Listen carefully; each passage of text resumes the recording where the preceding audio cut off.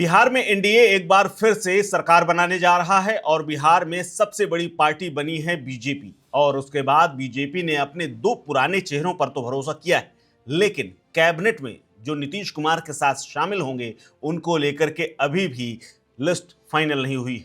BJP के प्रदेश मुख्यालय में बुधवार को एक मीटिंग हुई। ये मीटिंग विधानमंडल दल की थी और उस बैठक में फिर से सम्राट चौधरी को नेता और विजय सिन्हा को उपनेता चुना गया। यानी ये दोनों कैबिनेट की शपथ लेने जा रहे हैं। दोनों के नाम का प्रस्ताव पार्टी के वरिष्ठ विधायक राम नारायण मंडल ने रखा। हालांकि बाकी नेता कितने लोग लिस्ट में शामिल हैं और किन की लिस्ट अभी फाइनल होनी बाकी है, इसका फैसला गृह मंत्री अमित शाह पटना पहुंचने के बाद करेंगे।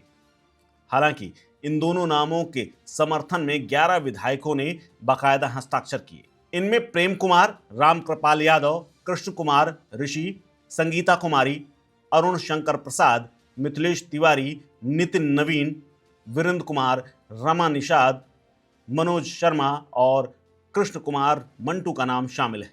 हालांकि इस लिस्ट में कुछ लोगों को और मौका मिल सकता है। इस आधार पर यह संभावना प्रबल हो गई है कि मंत्रिमंडल के गठन में सम्राट चौधरी और विजय सिन्हा उप मुख्यमंत्री के सबसे बड़े दावेदारों में से एक है। यानी दोनों नीतीश कुमार के बाएं और दाएं हाथ बनेंगे।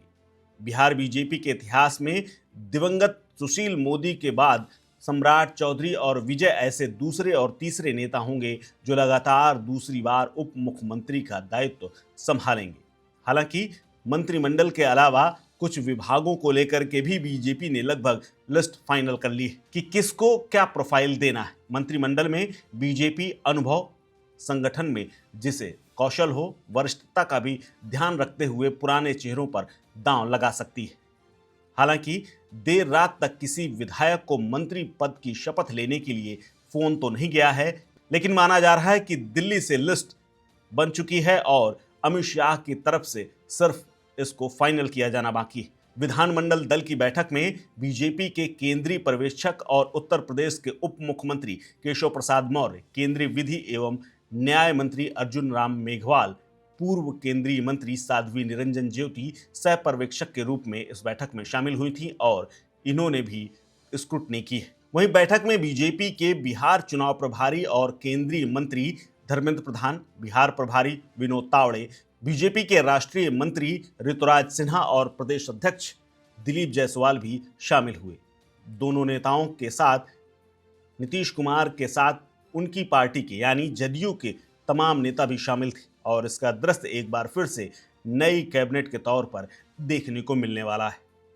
इस खबर में फिलहाल इतना ही। अपडेट्स के लिए बने रहिए वन इंडिया हिंदी के साथ। Subscribe to One India and never miss an update. Download the One India app now.